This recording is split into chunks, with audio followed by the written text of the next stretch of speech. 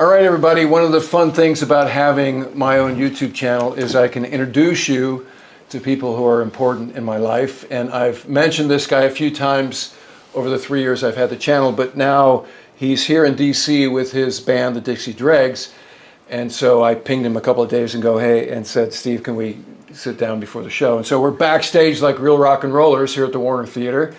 So Steve, it is fantastic to see you. Same here. Thank you for, for the opportunity, and thank you for the years of friendship, and especially thank you for being kind to me when I was invading your ship. Well, we'll talk about that in detail during the course of this.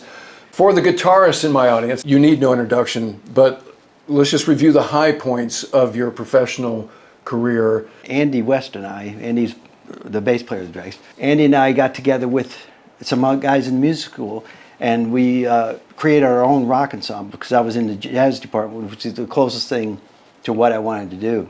We were kind of alienated as being rock guys in a jazz department. We did rock ensemble number 2 because there was another rock ensemble, which was more jazzy.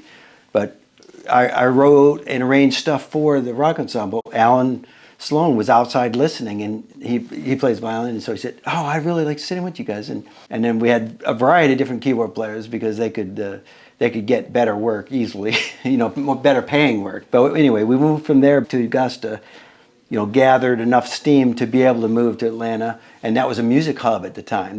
We're talking about the early 70s and mid 70s. Atlanta was still a music explosion place. That's where I met the guys in Kansas.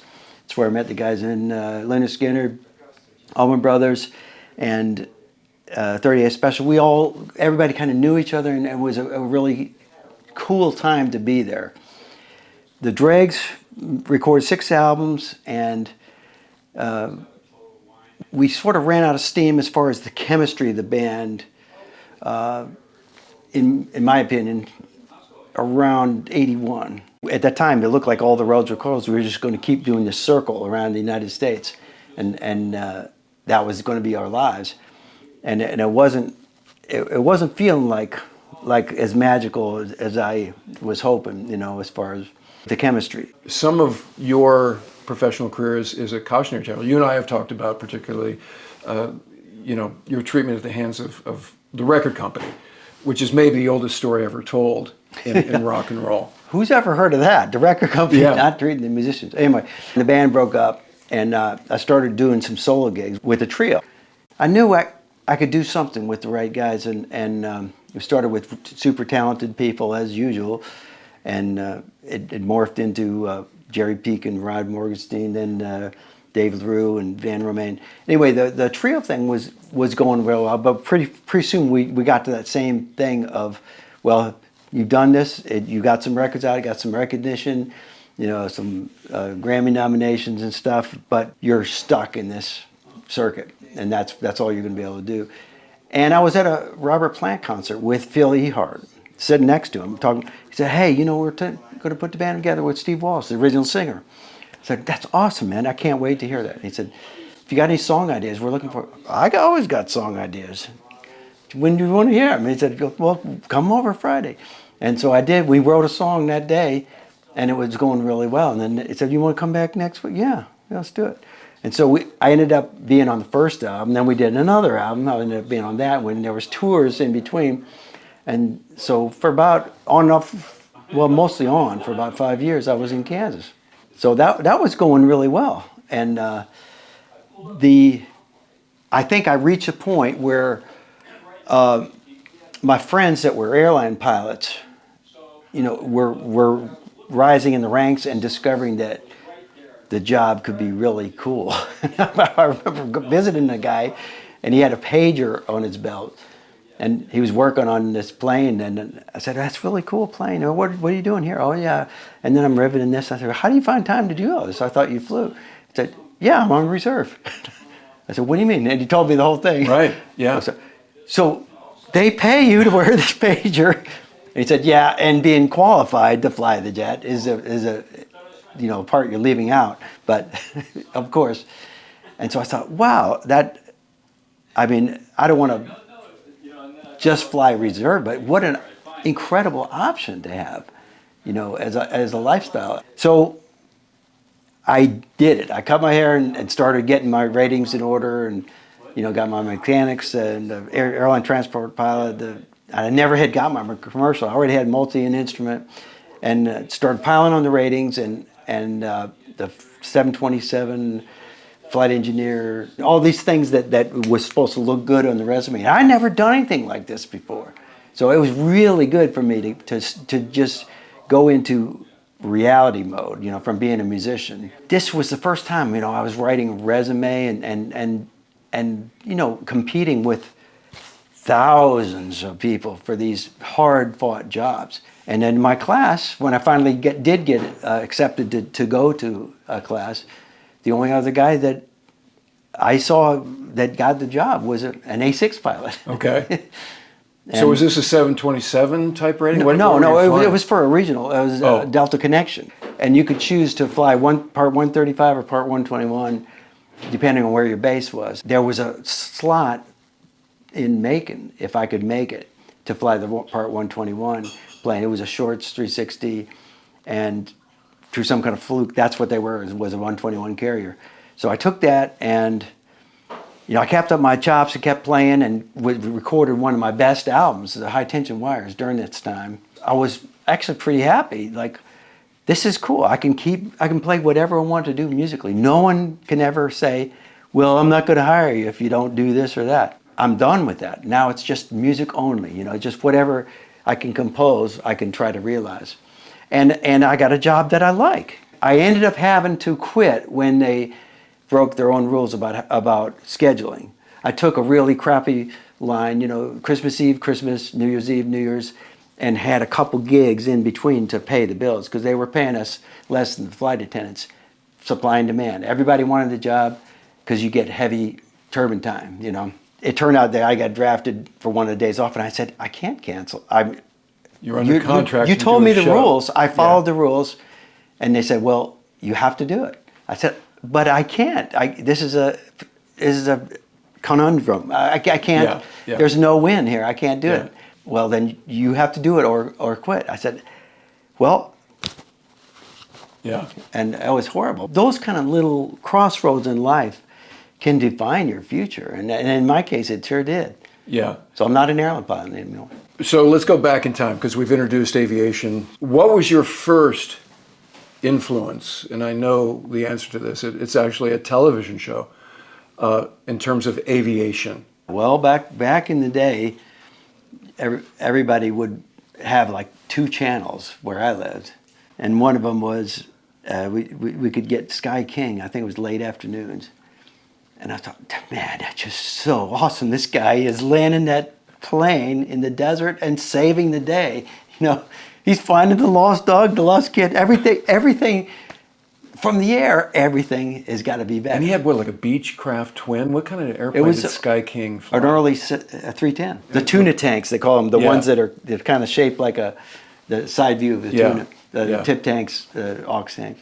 Well, they're mains on the 310. That lit the fuse of you wanting to be a private pilot. Yeah. To me, it was just like race car driver, pilot, what else? I hadn't got to music yet. Yeah. My parents said, well, you can go in the Air Force. And I talked to the Air Force, and they said, yeah, just sign here.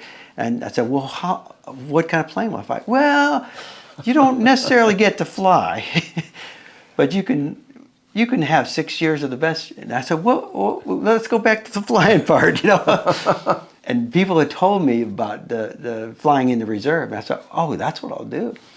And sure enough, later in life, I went and said, all right, I'm ready to fly in the reserve. Oh, you're too old. I was like 30. I took a lot of my advice from the guys that I met, playing gigs around Augusta. Like Fort Gordon was the big thing. And we played at the Officers Club, the enlisted clubs, and I was friends with lots of them.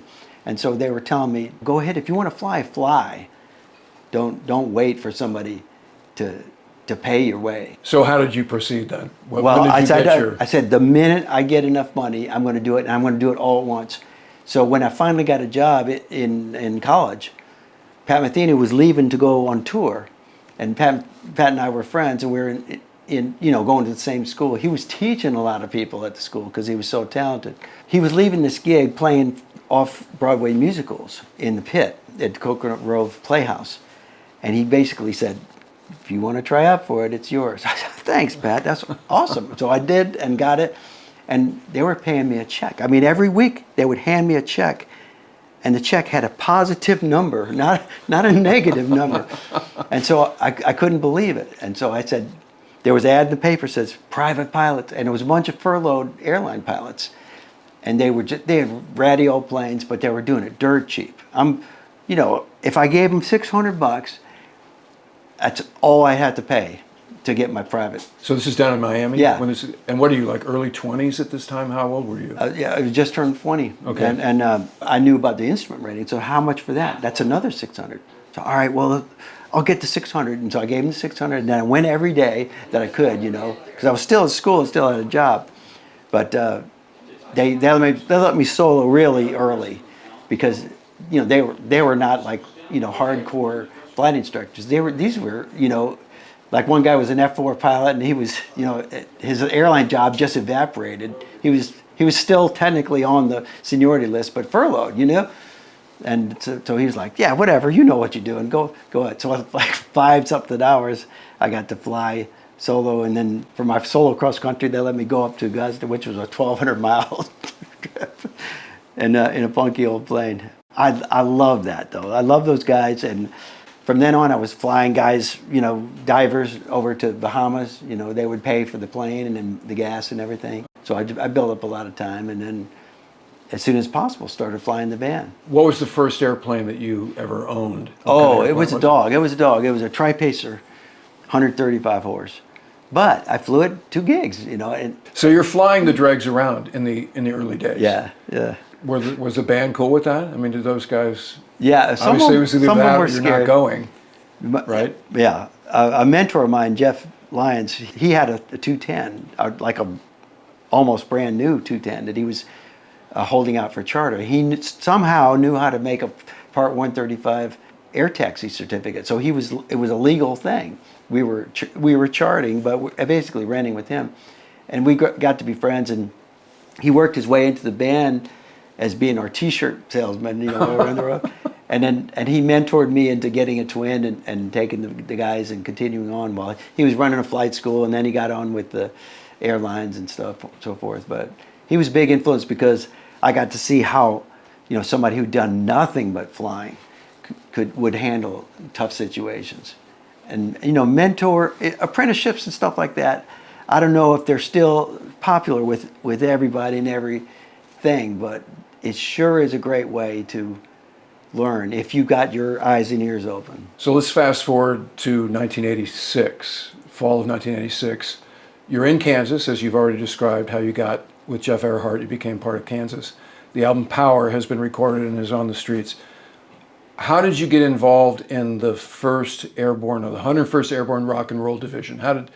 Was that just part of being in Kansas, or? Sort of. Okay. All right. Phil Earhart was a drummer. He grew up. Yeah, I said Earhart.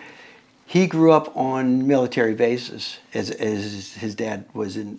I think his dad was in the, and I forget if he was Air Force or what. But he knew.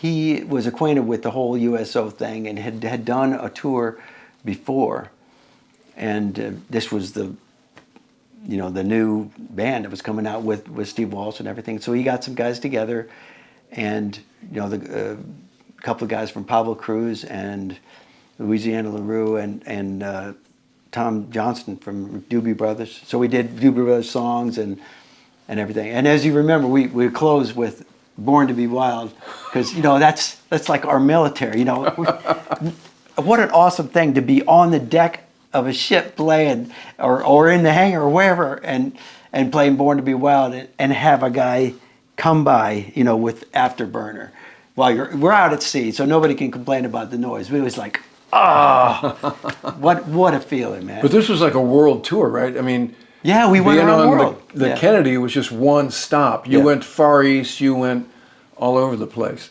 Yeah, around the world, and I remember coming back on I think it was a 141 jet. Okay. And it was a long way in, and the guys were so cool, because they, we'd had our background checks and everything, and they knew I was a pilot, so they let me up in front all the time, and I'd be asking, say, now this inertial navigation, I just don't see how I couldn't drift. And he said, oh, it drifts.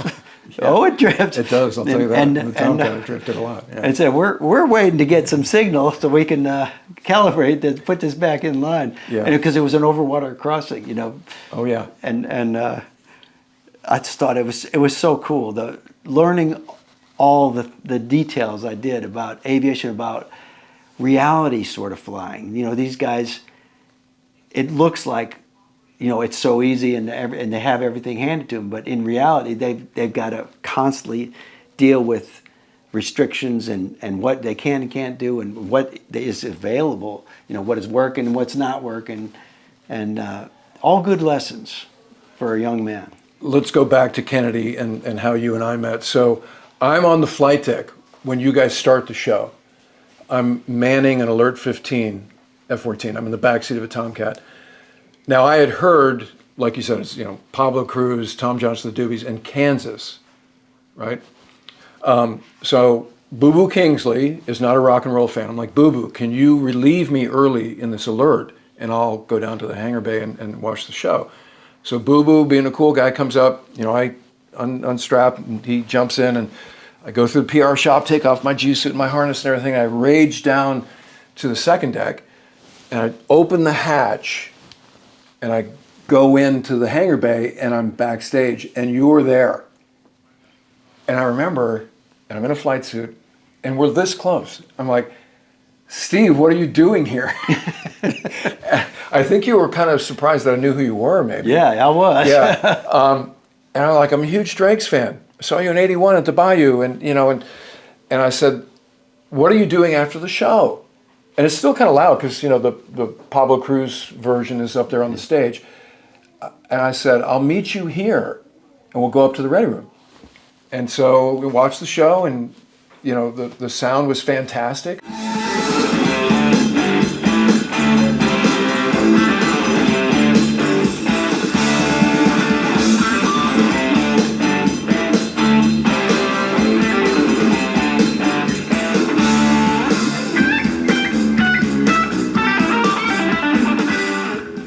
Show's over.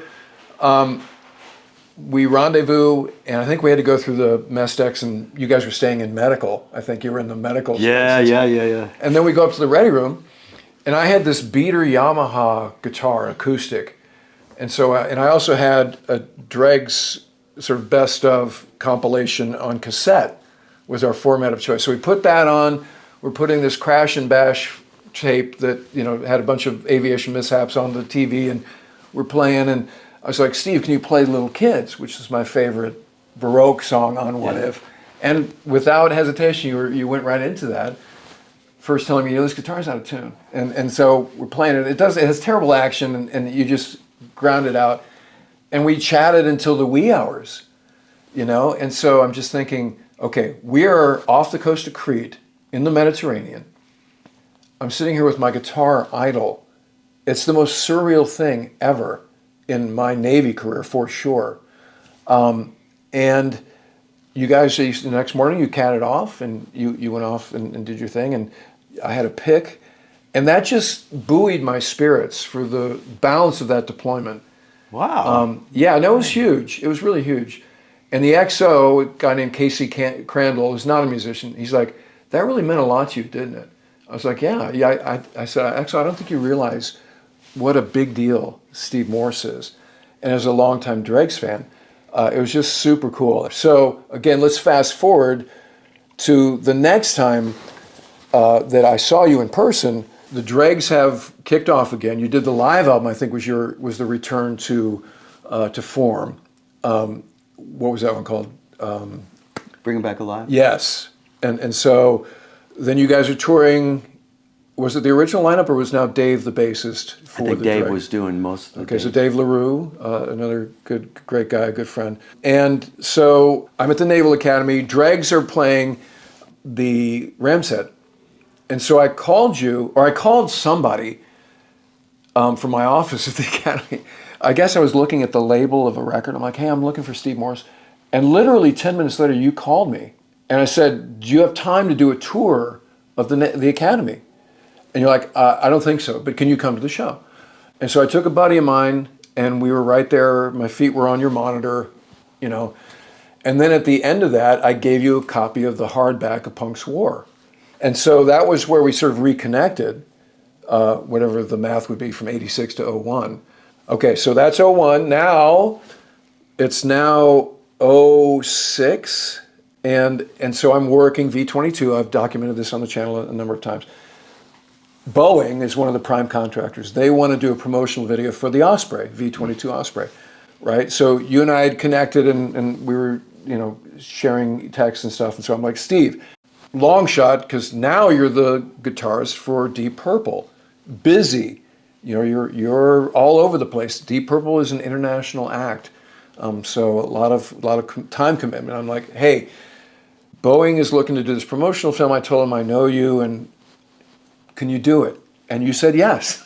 So I traveled down to your farm in Florida, and it's another bucket list sort of thing where I spent a couple of days down there with you and recording this song, which is on a subsequent album called Flight of the Osprey, but it was the soundtrack of this video that we debuted at the Centennial of Flight at Kitty Hawk. I was kind of the ersatz producer where I'm like, okay, here's what it is. This guy's rappelling out of the V-22 and it's starting up at sunrise.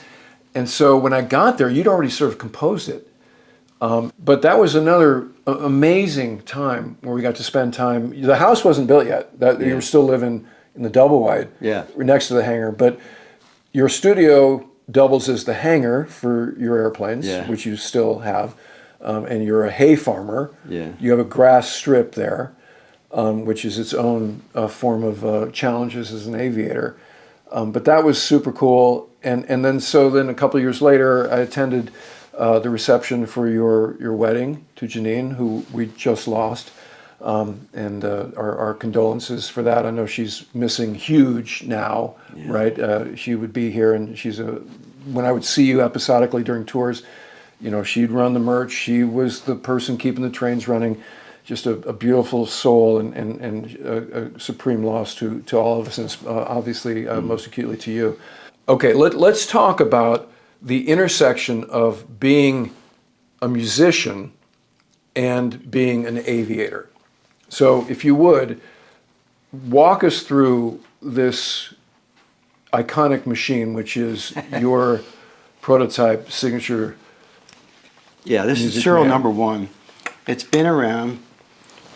I was playing this with Purple in a monsoon where the people had been sitting for hours in the rain, and we had the option to play or not play because there was a cover, but the rain was coming in sideways.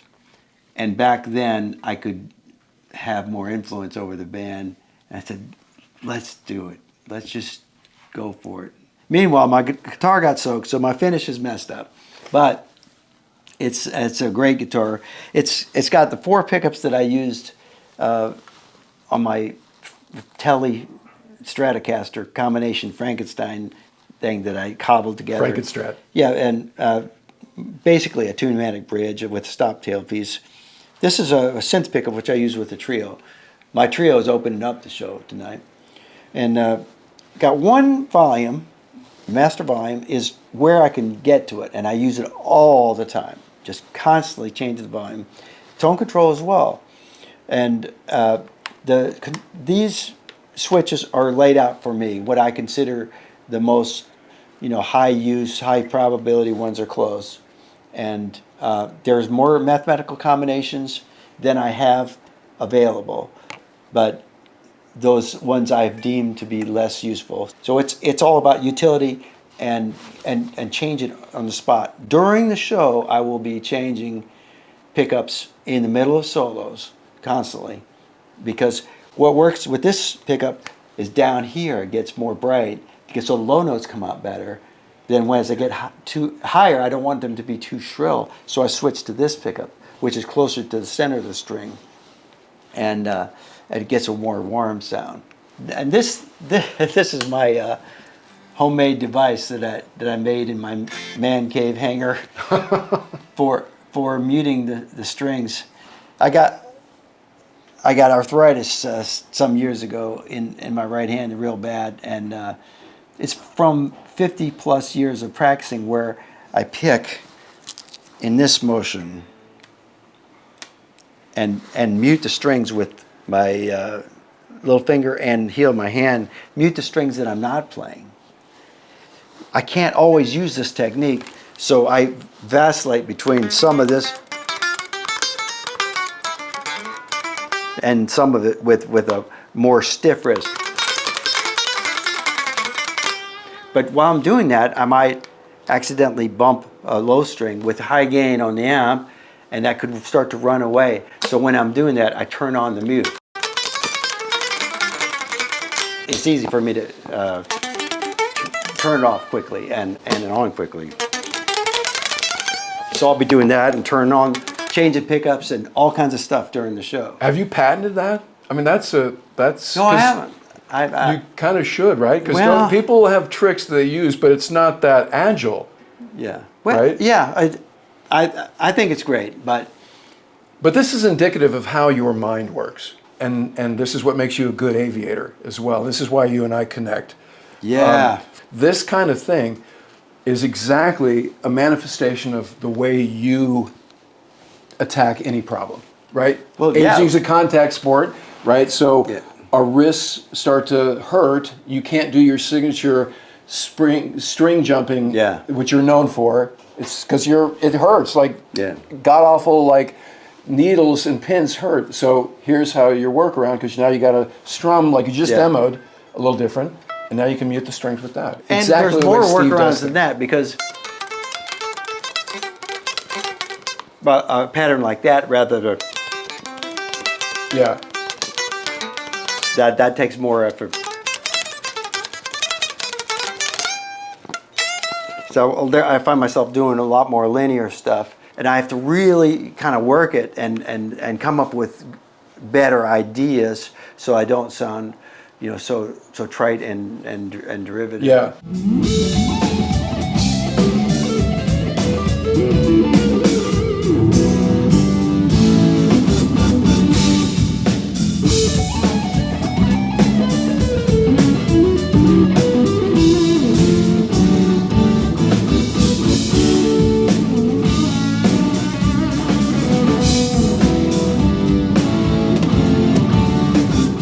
So tonight, as you already mentioned, Steve Morse Band is the warm-up, so you're warming yourself up. So this is quite a workout we're about to see. How's the tour going? How are you feeling physically? Well, it's a bucket list thing. So to me, it's all about bringing everybody together that we could to, I kind of bring the music alive. One more time. Apparently, I'm not the only guy that's getting older. so there's factors at work there, and everybody has a different amount of time left on their candle wick. So I know you got to get ready for sound check. Again, tell everybody that when I see the Dregs or Steve Morse Band, it's like the soundtrack of my life. And so to be able to get to know Steve as I have, they say don't meet your heroes. That's not true in the case of Steve Morse, for sure. So Steve, thank you for sitting down with us here. Thank you. You're a hero to me. And by the way, this guy's a fantastic author on top of everything else he does. I really enjoyed those books. And I read very few books, but I read and really, really loved them. Well, Steve's actually in the credits of Punk's Fight. Oh, I didn't know that. No, like there's a thing on my wall with it circled. Well, thanks, buddy. I appreciate the time. Thank you. All right.